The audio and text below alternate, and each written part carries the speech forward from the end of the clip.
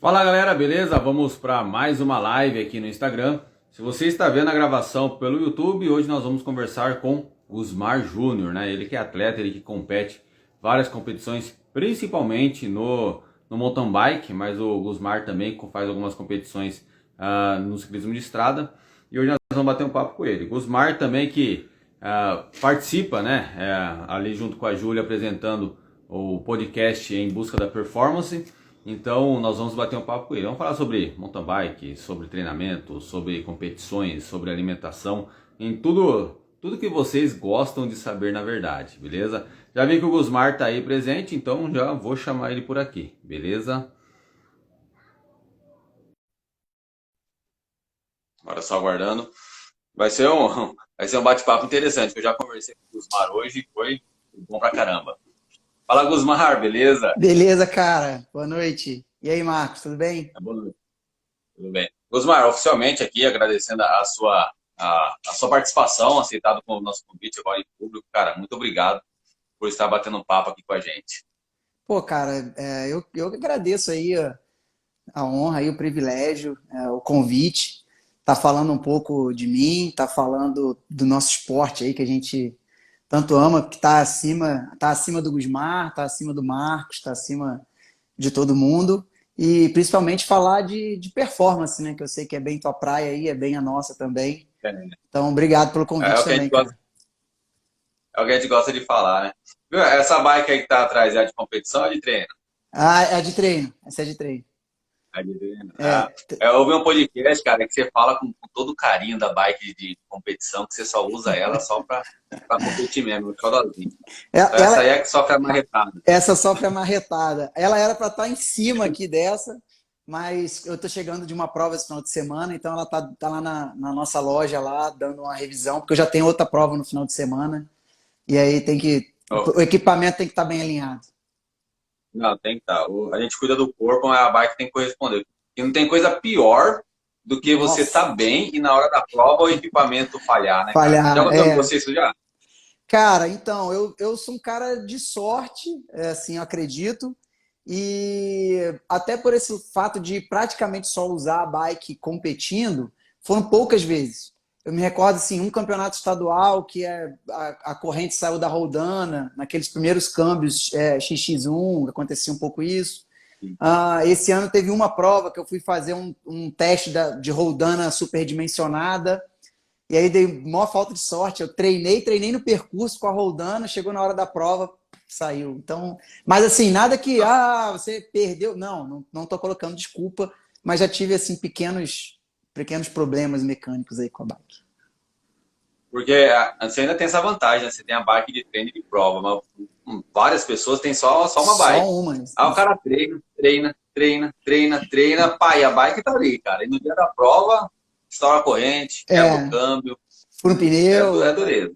Mas assim, Fura um pneu. eu acho que tudo isso faz parte do esporte e faz parte do aprendizado, sabe? Então a gente tem que estar preparado. Tem. Até uma coisa que na preparação, né, o pessoal às vezes fala assim, não, meu objetivo é pegar pódio, classificação. E às vezes eu fico com o pé atrás quando eles falam só isso, porque, cara, o pódio em si tem vários fatores, né? Cara, é o pneu Muitos, furado, muitos. tem os concorrentes. Então, quando você fala, eu gostei do. Cara, eu gosto do podcast pra caramba de vocês lá, né? Obrigado, Quando obrigado você pela fala assim, audiência. você se incomoda, você se preocupa muito mais com a entrega da performance do que com a classificação em si, isso eu acho que é muito relevante, muito importante, né? E de fato você pensa isso sempre, né? Cara, então, eu estaria assim até, vamos dizer, mentindo se eu falasse que eu não ligo para o resultado. Todo mundo que alinha Sim, claro. competindo quer vencer, quer disputar. Mas o que eu falo é que eu costumo colocar a minha performance acima do resultado. Eu já venci provas em que, sinceramente, minha performance não me agradou, eu sabia que podia mais. E já perdi, eu fui segundo, terceiro, quarto, quinto, em provas que eu andei muito, mas meu adversário foi melhor do que eu, 100% de mérito dele, entendeu? Então, acho que faz parte. É, Eu é, gosto muito de analisar a performance, eu adoro números, então eu lido bem com essa oscilação aí, ou essa comparação resultado, performance e tal, entendeu? é bacana. E é legal porque acho que o mountain bike é o único esporte que, cara, a gente vai ficando amigo dos concorrentes, né? A gente vai vendo, encontrando os caras na rampa sempre, e a gente vai conhecendo. E a gente não é rivalidade, né, cara? A gente não tem rivalidade igual aos esportes, né, cara? A gente vai ali. Pô, de repente tá no meio do pelotão, você fala, "Ô, vamos revezar aí, né? Vamos trabalhar junto para largar o pessoal lá para trás, aí depois lá na frente decide. Acontece, pelo menos nas provas por aqui, acontece bastante isso. Não sei se aí acontece também. Acontece, acontece. Esses dias até eu abri uma caixinha de perguntas aí no Instagram, e aí uma pergunta era: quem é seu maior rival? Alguma coisa. Eu falei, cara, eu não considero que eu tenho rivais. Eu considero que eu tenho adversários, bons adversários, É, adversários oponente. duros, mas eu acho que porque a rivalidade acho que leva para um outro sentido da coisa, né? E, por É, exemplo, aqui no estado do Rio, eu tenho um grande adversário que é o que chama Glauber Cunha. Porra, ele é um excelente atleta, um cara que se dedica, um cara que às vezes eu penso assim, não vou treinar não. Eu falo, pô, ele tá treinando, eu não posso deixar. E assim, e na prova é resenha, a gente troca ideia. Já aconteceu de uma caramanhola dele de água cair, ele tava sem, eu tava com duas, eu dei uma pra ele e falei, toma aí, cara. Eu não quero aí, ó. ganhar dele porque ele tá sem água, eu não quero ganhar dele porque ele furou pneu, eu quero ganhar dele na perna. Se eu ganhar, ganhei, se É, perder, claro. perdi, entendeu? Então, muita amizade. Aonde eu vou, eu fui correr em Ouro Preto, pô, são 500 quilômetros da minha casa. Tem amigos lá, os caras me convidam, pô, vem, fica aqui, vem treinar, traz a família e tal. Então, na hora do já, é um querendo vencer o outro, mas se resume durante a Isso. prova só. É. Não, isso é bacana. Cara, a gente já começou a trocar ideia aqui, até esqueci do protocolo básico, né? Putz, né? Você tem que fazer uma apresentação. Vai ter gente aqui na live que vai ver a gravação depois também, que de repente não te conhece. É, Tá? Então, fala um pouquinho aí, quem é você? Um catadão geral aí, quem é o Gusmar? tá. Para quem não conhece, para quem não sabe nada de você. O Gusmar é um pai de família, um cara que tem um apego muito grande com essa questão familiar, empresário, ciclista, amador, não profissional, mas a gente vive como se fosse, leva a sério como se fosse, concilia tudo aí a nossa vida de treino com É, trabalho, é um com amador profissional, né? exatamente, com dieta, com performance. Cara, assim, sou apaixonado no nosso esporte, apaixonado de verdade. Coloco ele acima dos meus interesses pessoais muitas vezes. E tô aí há 7 anos, 8 anos, sei lá, 7 anos competindo. Já consegui rodar um pouquinho, tive muita paciência de degrau em degrau, nível a nível, e subindo a régua aos poucos, conforme eu fui me sentindo confortável para fazer. E não sei onde isso vai parar. Espero que demore É, bastante para parar. É uma coisa que eu nem penso, não. e que não Que pare, não né? pare, que não pare, que não pare. Viu? E não para mesmo, porque na assessoria nós temos o seu Orlando, cara, agora eu não lembro se é 65, 66, mas o cara tá competindo, cara, treinando todo dia e competindo, então a coisa não para, né? É, E cada vez é um pouco melhor. eu achei, Agora, sabe uma coisa que me chamou a atenção? Ó, não, pode falar, Gusmar. achei legal que você falou aí a idade do seu aluno, porque a gente, depois que vira ciclista, para de falar a idade, né? A gente fala categoria. Às vezes me perguntam qual a sua idade. Aí eu É, demoro, não, eu sou Master A2. cara, eu entrei na. Eu não gostei da minha categoria quando eu fui uma prova, cara, agora é sênior. Deu uma cara de tiozão, cara, velhão, sênior, né? Peso. Sinal de experiência, né, cara? Sinal de experiência. Tava no Master ali, Master parava legal, Master, você é Master, agora sou sênior. Pode crer. Sabe o que me chamou a atenção, cara? Você não tem uma jornada tão longa de bike, porque relativamente você não é tão velho na bike assim, Não, né? E você já conquistou muita coisa. sim. Por exemplo, eu estou vivendo a bike, vivendo o ciclismo há muito mais tempo que você, Uhum. e não participo de tantas competições, até mesmo porque o meu foco é outro, meu foco é treinamento, né? Mas eu acho interessante, porque quando eu conversei com a Luana também, a Luana Patslav, Sim, ela também não é tão velha de ciclismo. Ela começou há pouco tempo e ela já está nas cabeças. já. Então, cara, conta um pouco dessa essa jornada, de quando você começou e até quando você falou, putz, isso aqui é coisa séria, eu vou levar a sério que eu quero ir para as cabeças. Né? Fala um pouquinho do começo até quando você resolveu levar a sério. Vou tentar resumir ao máximo aí. Cara, eu moro no interior do Rio, para quem não sabe, sempre morei no interior do Rio. Eu nasci na cidade de Santa Maria Madalena. No ano de 2000 eu tinha 14 anos. Eu me mudei para Duas Barras e agora tem 5 meses que eu estou morando em Bom Jardim, que é bem próximo. Aqui o interior do Rio ele é meio composto por núcleo de pequenas cidades próximas uma das outras, sabe? Você, num raio de 100 quilômetros, você passa por 5, 6 municípios, entendeu? Então, assim, eu tive uma infância, cara, com muita liberdade. Sempre tive. E fazia de tudo, jogava bola, brincava de pique, polícia e ladrão, isso e aquilo. E a bike era, assim, algo que aumentava a minha liberdade. Principalmente minha e do meu irmão do meio. Tem 2 irmãos, meu irmão do meio. A gente regula a idade. Então, assim, a gente podia ir para o clube de bicicleta, a gente podia ir para uma cachoeira de bicicleta. Então, a bike fez parte integralmente assim da nossa infância. Até eu me afastar um pouco por questões de estudo, trabalho e tal. Ele tá até aí mandando mensagem aí, meu irmão aí, que ele não perde uma oportunidade de me zoar. E aí então me afastei, pratiquei outros esportes, nunca me afastei do esporte, muito difícil. Eu sou muito agitado, meio hiperativo, então acho que o esporte é uma coisa que eu necessito. E em 2014 eu comecei a correr, trail, corrida de rua, e eu lesionei o joelho. Procurei um médico, minha esposa estava grávida, ele falou que eu precisava operar. Eu falei para ele que não tinha tempo, não ia dar, a cirurgia seria no período que minha filha ia nascer. E resolvi dar um tempo. Fiquei uns 6 meses parado, sem fazer nada. Minha filha nasceu. Eu voltei ao médico, ele falou, cara, você tem que se operar. Eu falei, pô, eu não queria. O pós-cirúrgico era um mês, por questão de trabalho não dava. Falei, cara, mas eu preciso fazer alguma coisa. Ele falou, pedalar você pode. Eu já tinha uns amigos que pedalavam. Comprei uma bike. Eu e meu irmão do meio, de novo, juntos aí na furada. Comprei a bike, aí pedalava 1, 2, 3 vezes na semana, 4. Falei com minha esposa, pô, tô adorando isso aqui. Eu me lembro o dia que eu pedalei 30 quilômetros. Falei, nossa, pedalei 30 quilômetros, cara, nem acredito. Se sentiu um campeão. Nossa, campeão, velho, campeão, campeão. Aí conheci lá o Strava, aí comecei a ver tempo, isso e aquilo. E falei, pô, esse esporte eu não vou competir. Tudo eu competia, motocross eu competia, jiu-jitsu eu competia, tudo. E aí teve um evento na minha cidade, Duas Barras. Eu estava viajando, cheguei de viagem a tempo de participar do evento.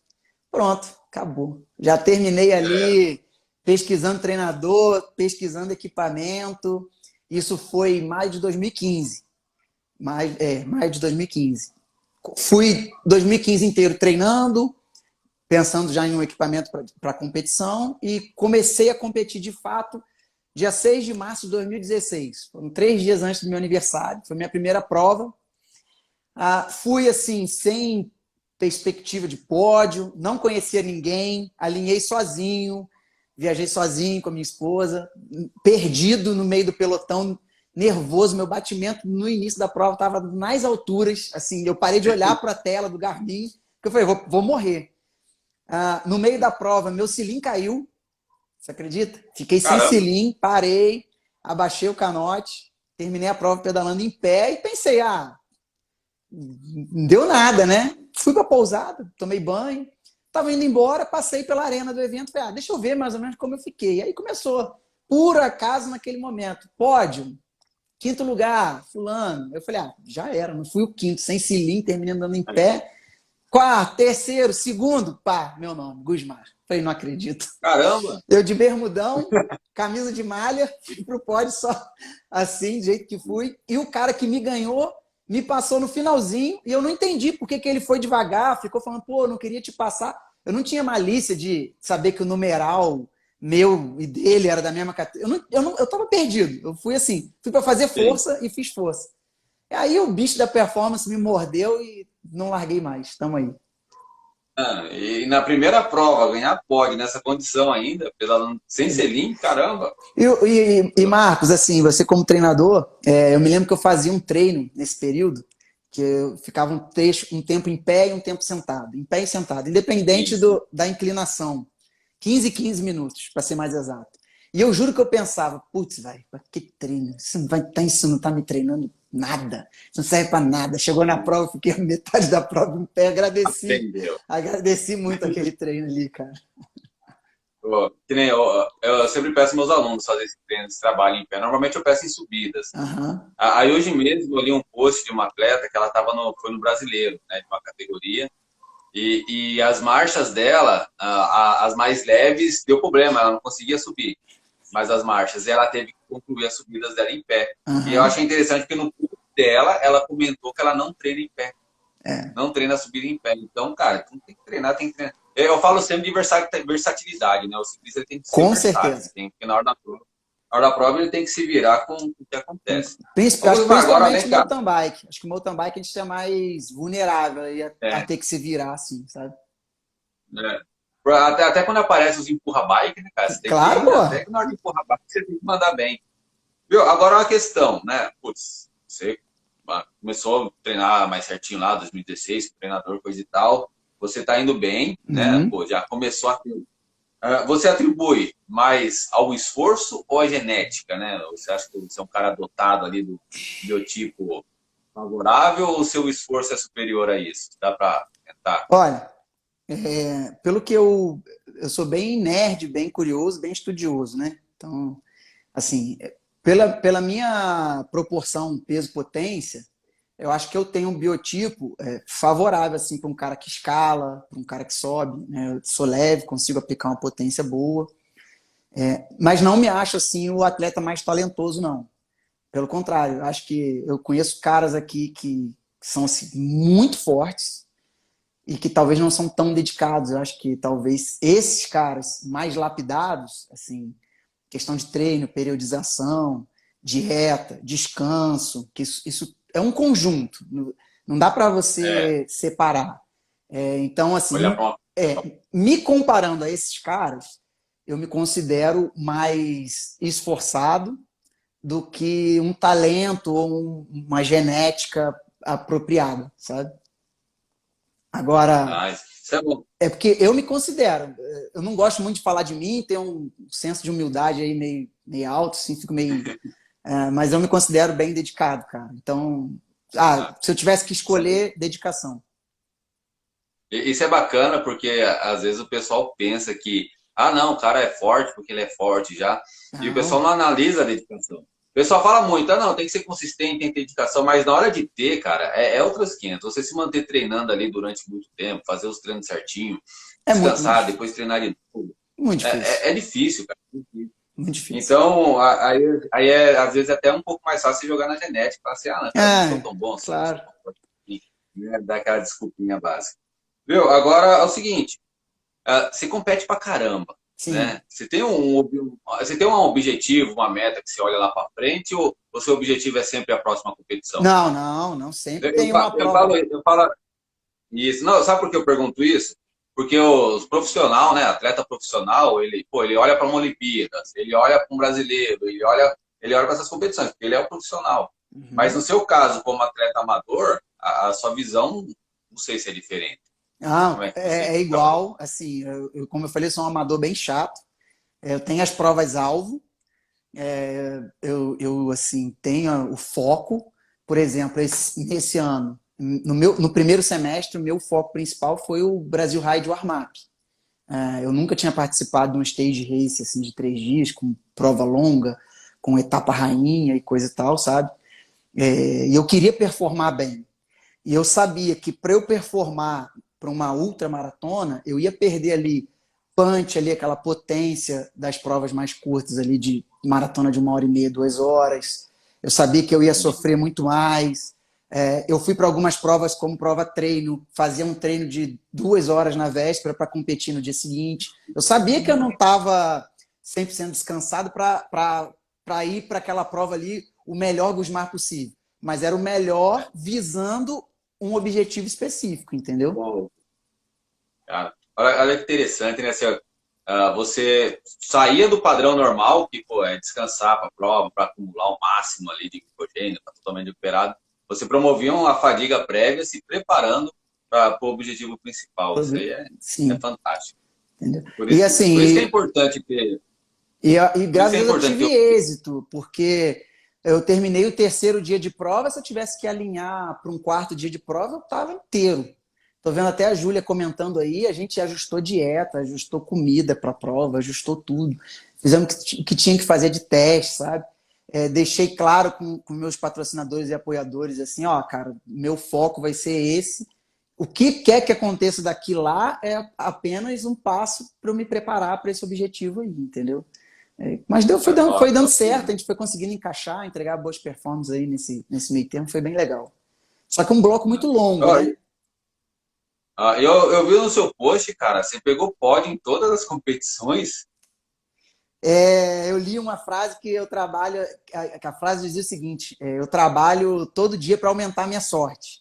Então eu treino todo dia para aumentar minha sorte. Na verdade, não foram todas, né? Teve uma prova que eu não fui ao pódio, mas foi a única prova também que eu não completei. Foi o Xterra Mariana, que foi março desse ano. Eu me acidentei na largada, literalmente, dei 3 pedaladas. É verdade. Dei 3 pedaladas, aí me acidentei e aí quebrou 4 raios e a válvula da minha roda dianteira. Não tinha condição de eu continuar a prova, entendeu? De voltar, tinha acontecido um deslocamento assim, de 1 quilômetro, mais ou menos. A gente parou para relargar. Aí eu tive que voltar, isso empurrando a bike assim em pé, sabe? Mas todas as provas de mountain bike que eu larguei, eu fui ao pódio. Cara, que sensacional, hein? É sensacional. Cara, assim, eu gosto, eu curto. Tem aqui em cima de mim aqui 70, sei lá, troféus, 60 e pouco. Mas foi o que eu te falei, cara. Eu ainda assim... Gusmar, se só tivesse ido a uma e tivesse performado bem nas outras 60, eu tava muito feliz, cara. Muito feliz mesmo. Sim. Eu já ganhei prova, eu fui vice-campeão geral de uma etapa da Xterra aqui no Rio, ganhei minha categoria e não andei nada. Eu cruzei a linha de chegada puto, entendeu? Porque eu sabia que eu não tinha andado o que eu poderia andar, entendeu? Não sei o que aconteceu, né? Não parei para avaliar na época, mas eu gosto de avaliar o cenário todo, entendeu? É bacana isso, porque você vai sentindo o quanto você evolui, quando você vai avaliando sua performance, e às vezes tem dia que você encaixa, tem dia que não encaixa, né? E aí é aquela coisa, né? Você treina pra sorte. Nesse dia que você não estava tão bem, de repente seus adversários também não estavam tão bem, né? Também. Então, o cara treinado, o cara preparado, a sorte ajuda também. Você já escutou Bacana. aquela história das bolinhas azuis e vermelhas? Já. Então, a galera aí, para quem não escutou, o cara pega o balde, para cada coisa certa que ele faz, ele joga uma bolinha azul no balde. Para cada coisa errada, ele joga uma vermelha. Às vezes o nosso balde tem 99 azuis e uma vermelha. No dia da prova, tu vai pegar a vermelha e vai mandar mal. Mas a chance disso acontecer é muito menor do que aquele cara que faz tudo certo, né? Então, a gente vai indo bem aí no caminho. Não, e sabe qual é a maior dificuldade? A gente tem bastante aluno na assessoria, né? A maior dificuldade não é se empenhar num treino, não é a dedicação, é manter a regularidade. Sim. Né? Manter a regularidade. Porque sempre aparece alguma coisa na família, aparece alguma coisa no trabalho, aparece. E aí quebra ali uma semana. Aí de repente acontece uma na outra e quebra outra semana. Então, quando você vem assim com resultado desse, e aí você fala muitas vezes também o negócio da consistência, essa é a chave, né, cara? Manter sempre consistente. E aí os objetivos, eles vão te levando a isso. Sim. Então, bacana. Agora, sabe o que eu queria, uma curiosidade minha? Você passou um tempo treinando sem a Júlia, como nutricionista? E aí só depois chegou até ela?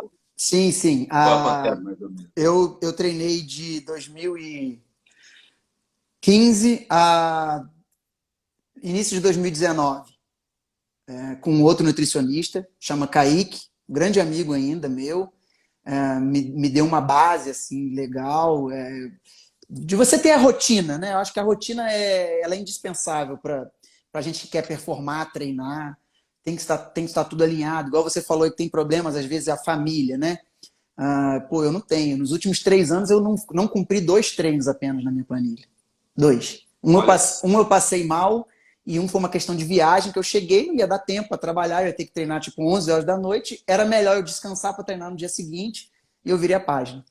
E assim, eu tenho muito apoio da família, dos amigos, do pessoal do trabalho, que antigamente era todo mundo, ele é louco, olha quanto esse menino treina, olha quanto esse menino pedala. E hoje em dia é o orgulho da galera, sabe? Então facilita ter a rotina. Então, Tá, com esse outro nutricionista, eu adquiri esse hábito. E aí surgiu a oportunidade de começar a trabalhar com a Júlia. Um privilégio. Ela é uma pessoa que tem um QI assim, acima mesmo, fora da curva. Ela é dedicadíssima ao trabalho dela. Eu sou testemunha disso assim, com uma frequência muito grande, entendeu? E aí a gente subiu alguns degraus aí na escada da performance, desde que começou a trabalhar junto. olha, bacana. Aí vocês decoraram. Aí depois inventou o trabalho com o podcast, que aí vocês se tornam mais alinhados ainda. Exatamente. Viu? Mas aí uma outra questão. Desde quando você resolveu buscar performance, você já começou como nutricionista e treinador? Você já buscou os dois profissionais? Sim, o treinador foi, como eu falei nesse primeiro evento que eu participei e tal, me deu um estalo para competir. Foi a primeira coisa que eu fui buscar. E, assim, com bem pouco tempo de seguindo planilha, eu já vi que eu precisava de um acompanhamento de nutricionista, porque, relativamente novo, um cara saudável, já não era um cara muito desregrado, assim, na comida e tal, então de um dia para o outro, tipo, não recuperava, sabe? De um dia para o outro você tava morto. Eu falei, cara, não, peraí, alguma coisa tem que ser. E aí o treinador ajustava a planilha e continuava. Eu falei, não, aí eu fui pro nutricionista e vi que realmente era o que estava faltando. Tá faltando. Porque parece que não, mas nós temos que comer muito, né, cara? Às vezes a gente acha que a gente tá comendo demais. Pô, tá comendo exagerado, Assim, quando eu tô numa jornada de treino forte também, minha esposa fala, pô, mas você não para de comer, você come. Aí, se não comer, Uma vez, comer, a gente não aguenta. eu e Júlia até tivemos uma briga uma vez, que eu lembro que algum dia me deu uma louca, aí eu saí tipo, postando todas as minhas refeições assim no Instagram. E ela, para com isso! Eu falei, agora eu já comecei, eu tenho que terminar. E cara, O dia inteiro. 6 ou 7 refeições, acho que eu fiz aquele dia. Eu postei uma foto de todas elas no Stories. E o mais engraçado, cara, foi justamente isso.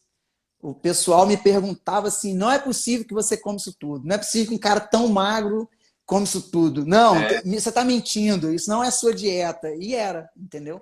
Só que é o que ela costuma falar sempre no podcast e eu sigo a risca, né? E a gente fala nas consultas no dia a dia. É comer o certo no momento certo, entendeu?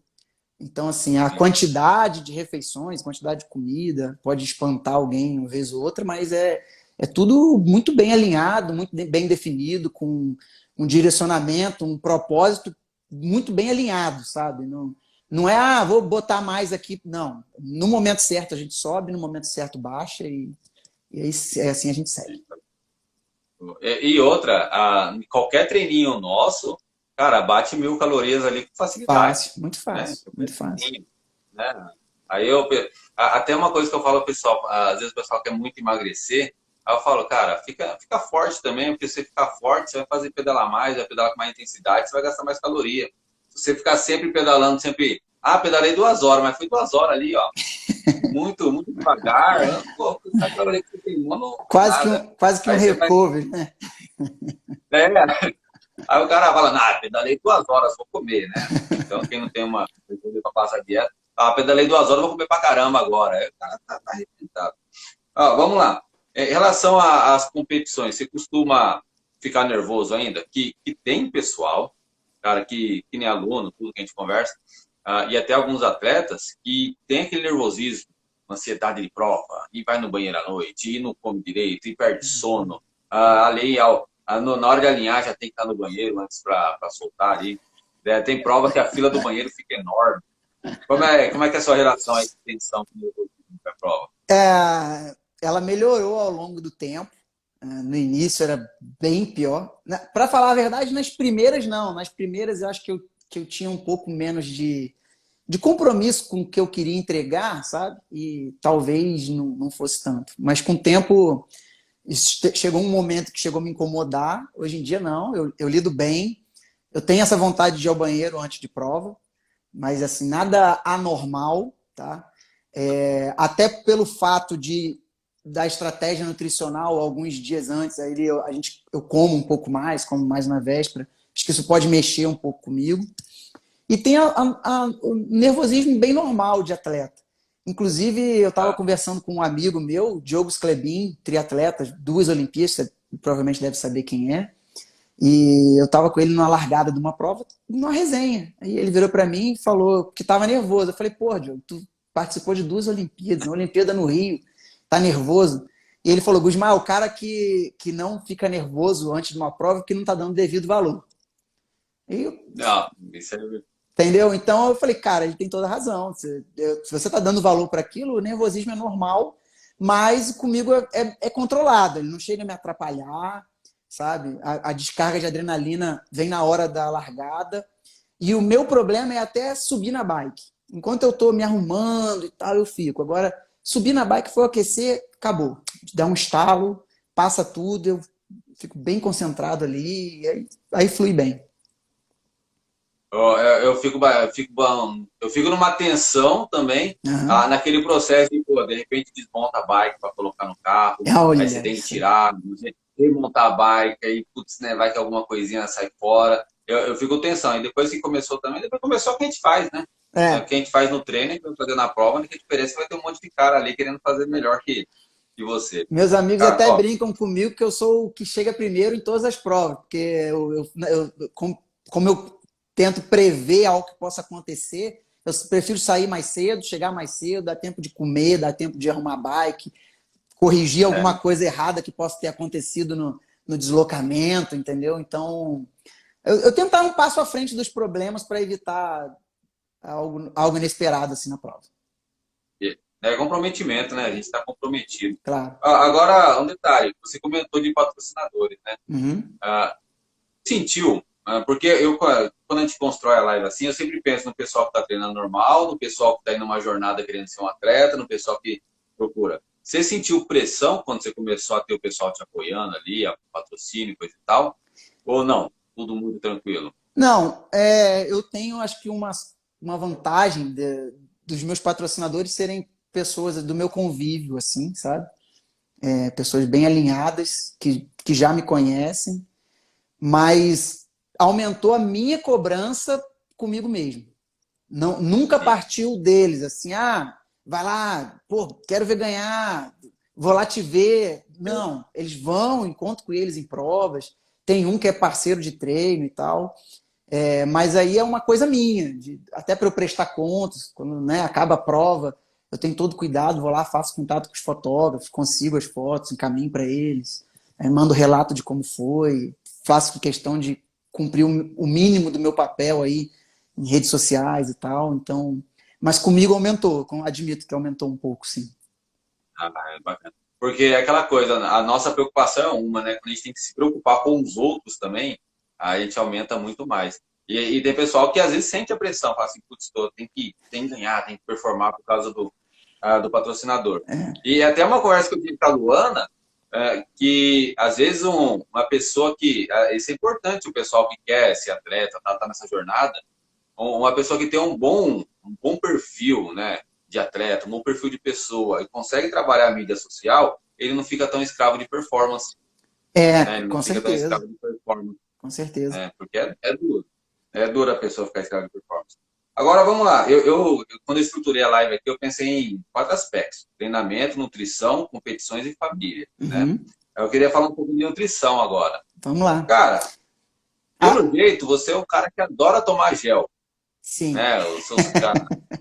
Tá Eu escutando? sou Tu um tá cara escutando bem em que. busca da performance, hein, cara? Não, isso é. E eu sou um cara que, cara, não curto gel, eu levo outros tipos de carbo, Aham. né? Logo de cara, você já sentiu bem com gel ou precisou adaptar? Vocês falam bastante de treinamento, né? Ali, a absorção, você acostumar. Fala um Uhum. pouquinho da sua relação com o gel, sobretudo pensando em quem não gosta do gel, de quem está torcendo o bico com o gel. Cara, então, sempre me adaptei bem ao gel, desde o início eu me adaptei bem ao gel, graças a Deus. Assim, eu tenho dificuldade de, tipo, mastigar durante o treino, mastigar para engolir. Eu vou treinar amanhã indoor, minha bike já está montada aqui do lado, e eu até separei essas versões em goma, estão aqui. porque vai ser um treino bem mais controlado, então eu consigo. Mas assim, como eu sou um cara meu foco está na prova, então eu gosto de fazer no treino o que eu vou fazer na prova. Vamos lá, a Júlia, por exemplo, né, que você vê, ela me dá lá como opção, por exemplo, uma bisnaguinha com requeijão. Raro eu vou levar uma bisnaguinha com requeijão. Eu acho que só num longão que eu vou levar uma bisnaguinha com requeijão. Porque numa prova eu não vou conseguir dar 2 mastigadas na bisnaguinha, entendeu? Então, Você vai ter que pegar uma bisnaguinha, abrir a bisnaguinha, mas fica, dá 2 bocadas para... entendeu? Cara, Então assim, eu acho que tem uma questão de adaptação. Você não suporta. Eu acho que com treinamento, eu acho que encaixa. Assim, tem coisas que, por exemplo, eu não gostava de comer. E, eu sei o quanto aquilo vai me fazer bem. Cara, hoje em dia, como tranquilo. Melancia é uma coisa que eu odiava. Pergunta à minha mãe como aquilo estragava lá em casa. Eu não comia. Aí a Júlia chegou um dia e botou na dieta. Tem a melancia aqui nesse horário aqui. Meu irmão, as primeiras vezes eu tampava o nariz e comia em prol da performance, entendeu? Cara, hoje em dia, aí para você ver como a gente vai se adaptando. Hoje em dia eu deixo por último. Eu curto comer melancia. Então eu vou comendo, no final vou lá, pego a melancia e como. Sabe? Então eu acho que tem muito disso, de adaptar, sabe? O gel, eu acho que ele tem uma questão também prática, né? Você consegue levar uma quantidade boa de gel no bolso, independente do treino, da prova que você for fazer. Ele tem essas questões de... Tem um gel com cafeína, um gel sem, então é mais um leque que abre. Você não precisa estar ali tipo com uma cápsula ou com outro tipo de suplemento, entendeu? Então, assim, eu sou um gel que já tem a variedade de tipos de açúcares, né? Exato. Lactose, São os detalhes que normalmente eu deixo mais por conta da Júlia, que ela é especialista, mas tem. Eu me apego, por exemplo, para a gente não fazer assim, merchan de marca, mas dentro de uma mesma marca, às vezes o sabor do gel, ele muda a consistência do gel. Então tem pessoas que não gostam daquele gel mais grosso, né? Assim, mais pastoso. Tem sabores dentro da mesma marca, com a mesma composição, que é mais líquido, que se você não tomar cuidado até ao abrir, ele vaza, entendeu? Então, assim, é mais buscar aquele que você vai se adequar melhor. Também tem essa peculiaridade do sabor. Tem gente que não, eu não curto coisa cítrica ou coisa muito doce, entendeu? Então, eu acho que assim, o gel ele abre um leque de opções que fica mais fácil de você administrar isso no dia a dia, assim, com o tempo. Bacana. O que me incomoda bastante no gel é essa viscosidade, né? Viscoso ali. Às vezes eu prefiro, olha como a individualidade é. Eu prefiro mastigar do que trabalhar com aquela viscosidade do gel. Mas, cara, eu ouvi tanto você para defender o gel, que vou comprar alguns aí. Depois em off, eu te passo umas sugestões de uns que são bem líquidos, acho que tu vai curtir. Acho que eu vou curtir. Por exemplo, o que eu gosto de levar? Eu gosto de levar suco de laranja. Eu levo suco de laranja, dou uma batizada nele ali. Então, aquilo eu prefiro, às vezes eu prefiro do que... prefiro não, eu sempre prefiro do que o gel, né? Acaba sendo minha preferência. Beleza. E outra questão, consumo de proteína. O pessoal, às vezes, não capricha na proteína, né? E, às vezes, a pauta da recuperação é também... Porque recuperação você tem que comer os dois, né? O carboidrato vai com o glicogênio, mas a proteína também. Você acaba consumindo bastante proteína, só para a gente tocar nesse assunto? Cara, a rotina e o fato de ser ali muito disciplinado com aquilo que é prescrito tanto do treinamento quanto da dieta. Não, peraí, deixa eu mudar. Você precisa de aporte de algum suplemento ou só está indo na comida de Deus para garantir a proteína? Não, tem suplemento. O whey protein isolado, que é o que a Júlia gosta de receitar. Para mim, não sei para os outros, né? Então, o meu pós-treino, eu não me recordo um período que não tenha proteína nele, sabe? Principalmente no meu pós-treino. E aí, por praticidade, por tempo, por horário, chegar do treino, né? Tomar banho, comer, trabalho, ou comer já indo para o trabalho e tal, é muito mais prático eu levar uma dose de whey do que, sei lá, cozinhar 4 ovos ou fazer um omelete ou alguma coisa assim, entendeu? Então, eu faço uso, sim, whey protein, desde sempre, eu acho. Não me recordo em período que tenha ficado. Mas, por exemplo, não vou no almoço. Comeu pouco frango.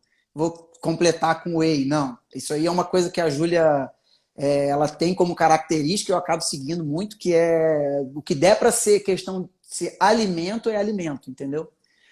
Por exemplo, no período atual, um lanche meu da tarde tem lá proteína. Eu vou botar lá a proteína que ela colocou, ou um frango, ou um atum, ou um ovo, entendeu? Então, assim, eu acho que o whey ele é legal, é super interessante, é prático ali no momento, mas eu só faço a substituição nos casos de necessidade ou praticidade. Fora isso, até por uma questão minha, eu gosto de comida, sabe? Sempre gostei de comida.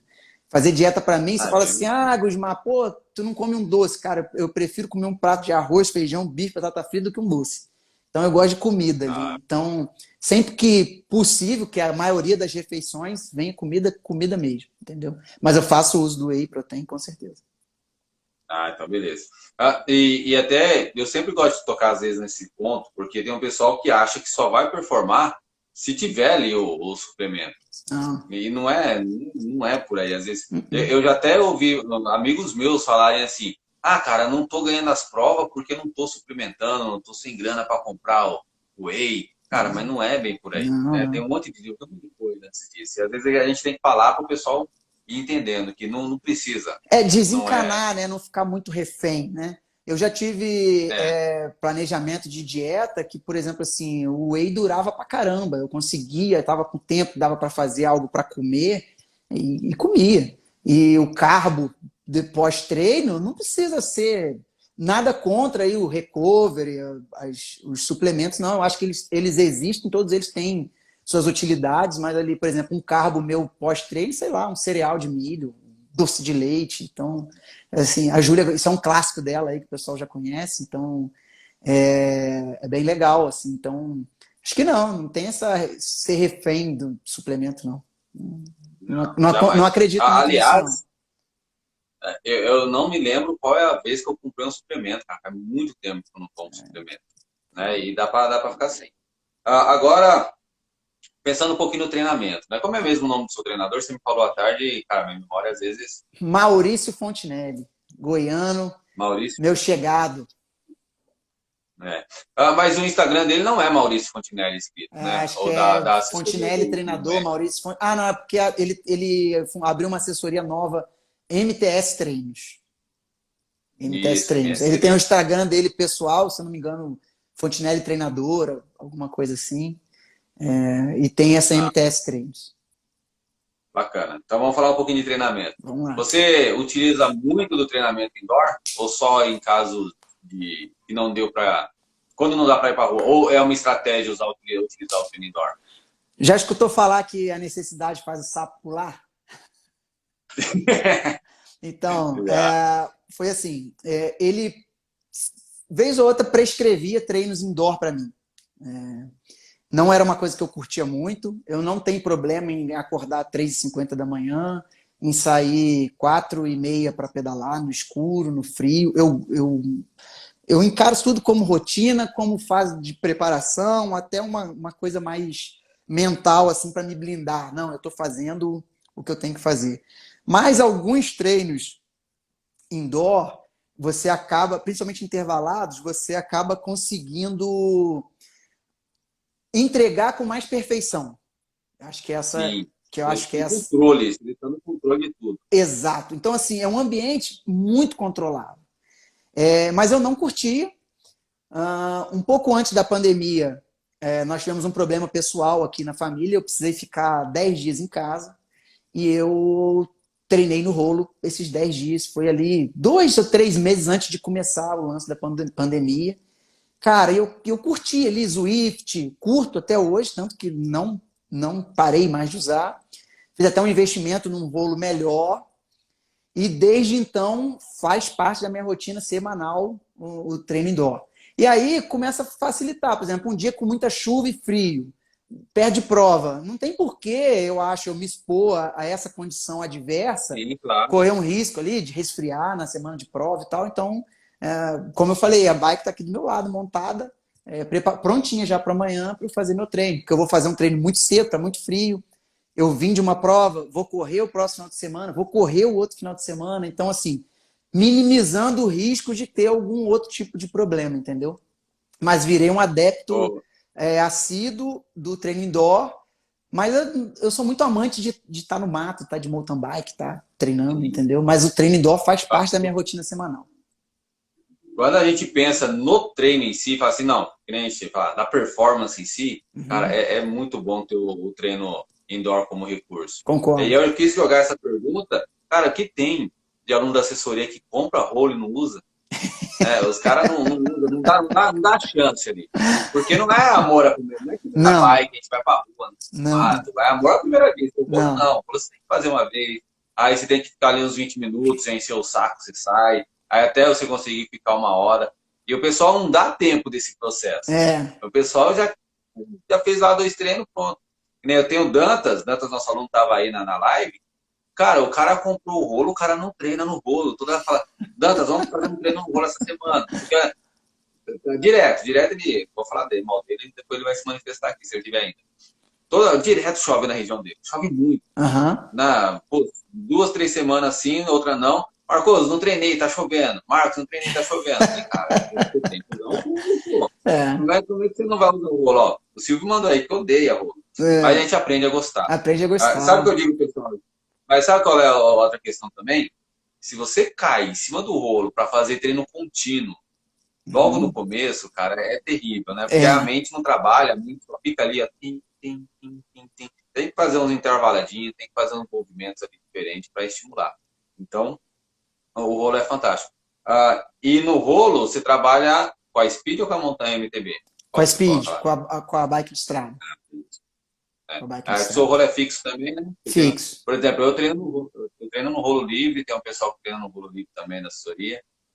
Já treinou em rolo livre? Eu tenho eu uso muito em prova para aquecer. Eu adoro, cara, aquecer nele em prova.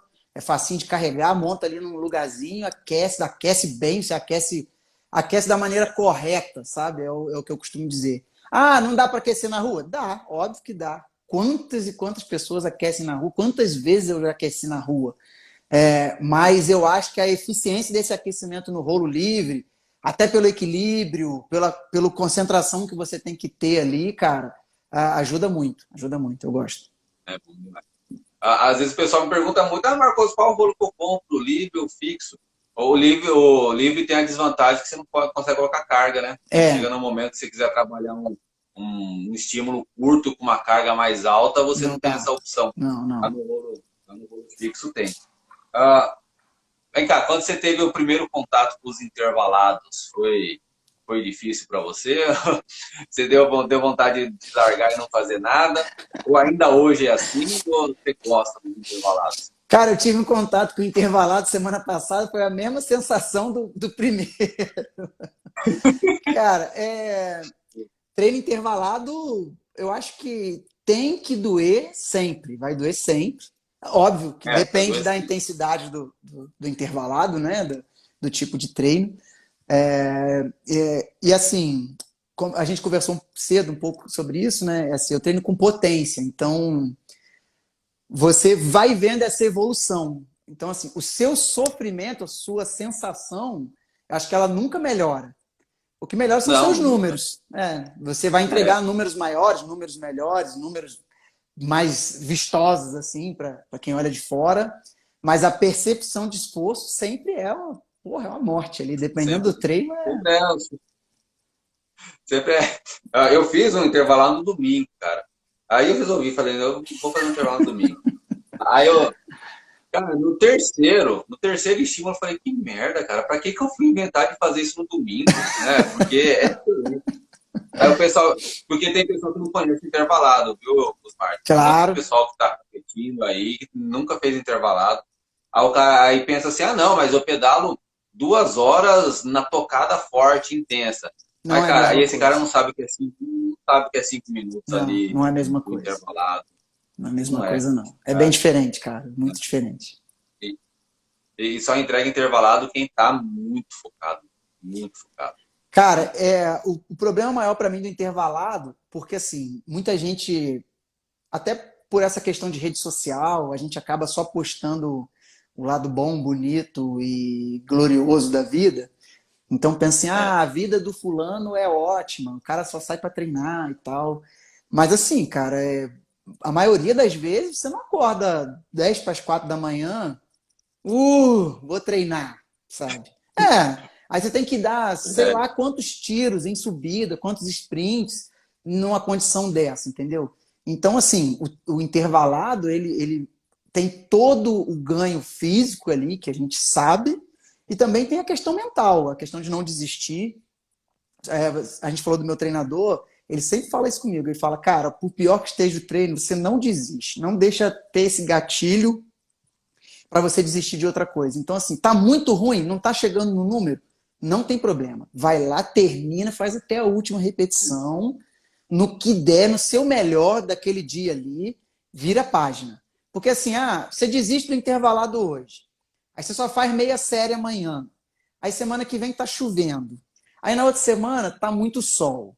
Aí na outra semana você não quer andar de speed, você quer ir de mountain bike, porque seus amigos estão todos indo de mountain bike. Você vai dando gatilhos para você sempre fugir desse treino, porque é um treino que a gente sofre, cara. Sofre mesmo. ó, E o sofrimento, ele não, foi o que a gente falou desde o início, ele não vai passar nunca. Você não vai. vai entregar números melhores, tomara, torço para que todos entreguem números melhores sempre, mas a sensação é sempre bem ruim. O seu pensamento sempre vai na potência, né? Mas que nem se a pessoa subia, tem a subida lá de referência que ele usa para treinar, se ele subia em 3 minutos sofrendo, ele vai continuar sofrendo daqui 2, 3 meses, só que subindo em 2,50, sei lá. Não, então, Mas eu sou bem metódico, cara. Então, assim, é um treino intervalado X. Vamos lá. Uma subida de 8 minutos. Eu tenho a tendência de repetir os mesmos locais de treino. Entendeu? Para justamente melhor poder coisa. ir comparando aí essa escada aí ao longo do tempo aí, entendeu? Eu pego assim meu FTP do primeiro treino, meu primeiro teste até hoje, eu faço no mesmo lugar, eu faço indoor, treino de sprint, plano, ou sprint e subida, eu sempre busco fazer nos mesmos locais para ver, cara, pô, olha que quanto eu melhorei. Caraca, andei aqui tantos metros a mais, eu fiz em tantos minutos a menos, entendeu? Então, eu gosto disso. A potência, eu falo da potência, mas é um dado a mais. Não acho que não é legal analisar a potência excluindo todo o resto. Eu não deixo de usar o batimento cardíaco, estou de olho na cadência, no tempo, em tudo. Assim, eu não acho que nenhuma dessas métricas é totalmente bem aproveitada olhando ela separadamente ou excluindo as demais. Entendeu? Não. Até uma moça, ela tá sem nada, ela começou a treinar, ela tá sem nada. Eu falei, não, tranquilo, você pode treinar sem nada, só que depois que você for adquirindo, você vai ter mais informações. Claro, E quanto mais informações você tiver, é melhor para analisar, você vai ficar mais madura como com ciclista. certeza, com E certeza. essa é a questão. Mas a percepção de esforço, ela continua sempre sendo o carro-chefe, né? Carro-chefe, Você claro. vai.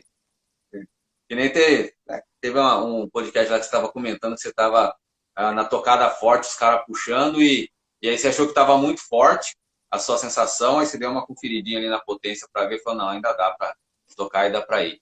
Então, é o cruzamento da percepção com Exato, os dados que vai exato. construindo, não dá para olhar só para um, É. né? E Jamais. em prova eu olho muito pouco. Competição, olho muito. Eu tendo a olhar mais para quando eu acho que eu estou fazendo pouca força do que o contrário, entendeu? Assim, deixa eu ver, aí, cara, estou fazendo pouco, dá para fazer mais. Aí eu tento assim, mas eu não gosto de ficar. Como eu não gostava só do batimento, quando eu usava batimento, entendeu? Eu acho que principalmente Mas, na prova, é um cenário muito diferente, né? Então você tem que analisar muita coisa.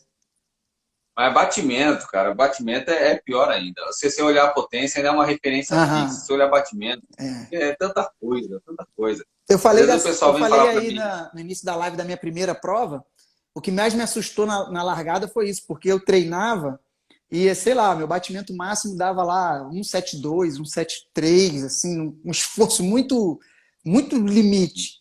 Na largada da prova estava 1,86, 40 graus, umidade. Eu falei, vou morrer. Eu parei, cara. Eu me lembro que era um Garmin da Edge 1000.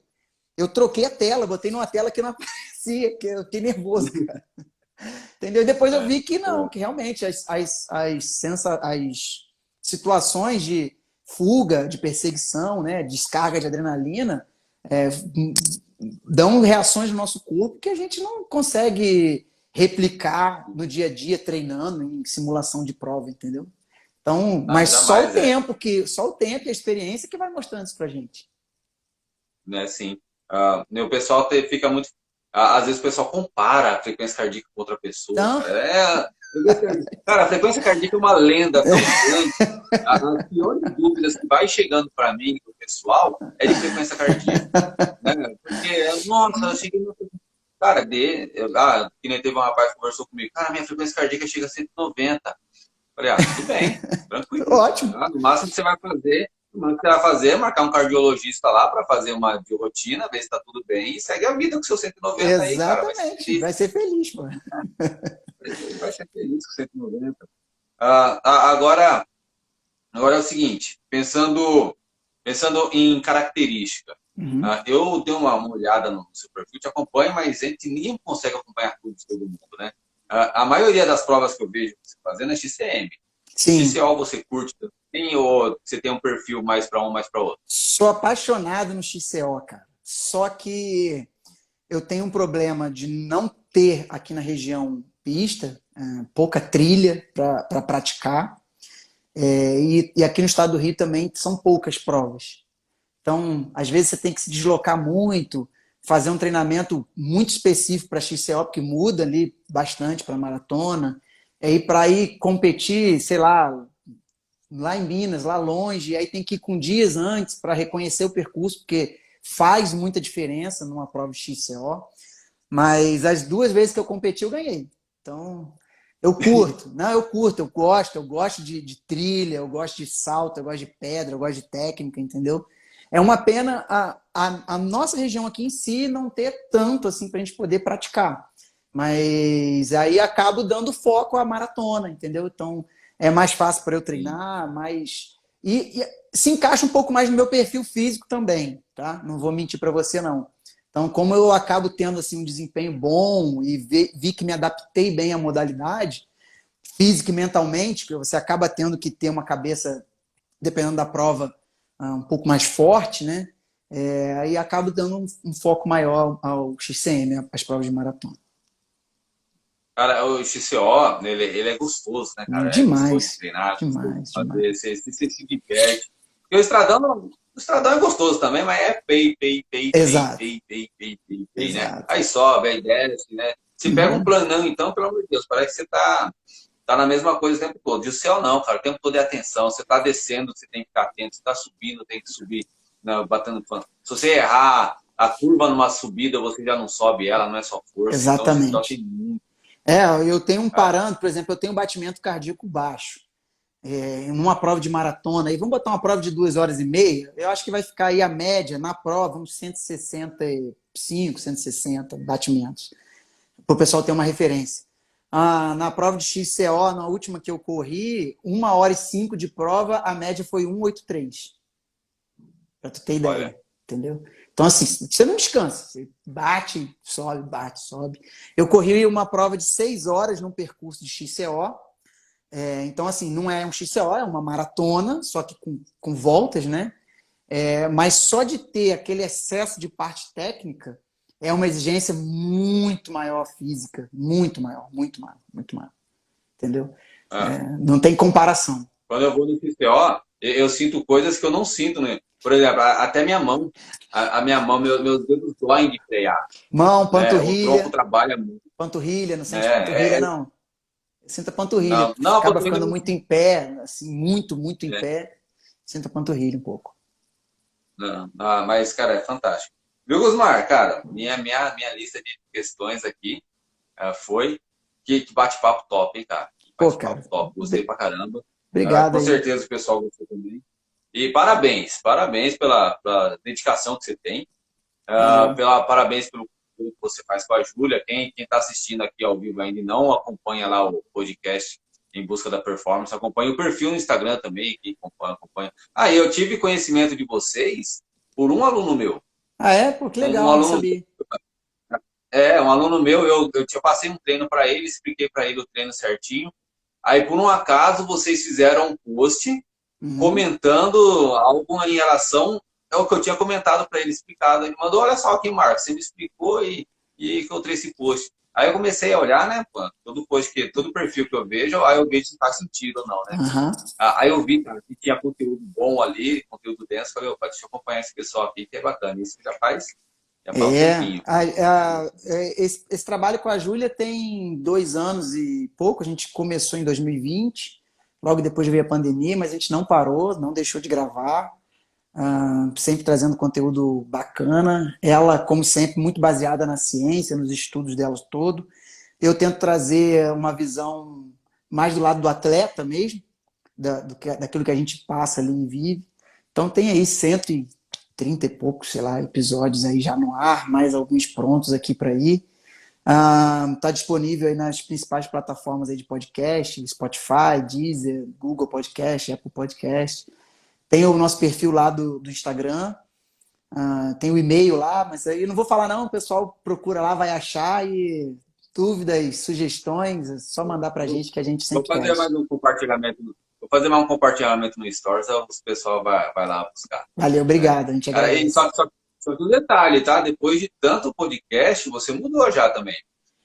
Porque você já tem tanto conhecimento acumulado aí depois de tanto, que às vezes você está conversando com a Júlia quase igual para igual ali. Cara, então aí tem horas que eu tenho que me policiar, assim, para lembrar, eu me praticar um pouco de empatia, né? Me colocar assim, cara, peraí, deixa eu pensar aqui como alguém que não está acostumado, né?